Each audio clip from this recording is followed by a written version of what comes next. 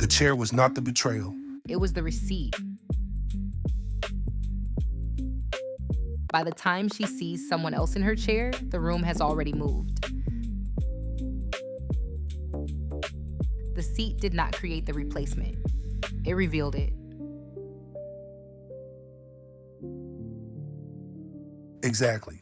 The replacement starts when people stop protecting your place in the story. Who gets copied? Who gets invited? Who gets defended? Who gets your work explained to them before you even know there was a meeting?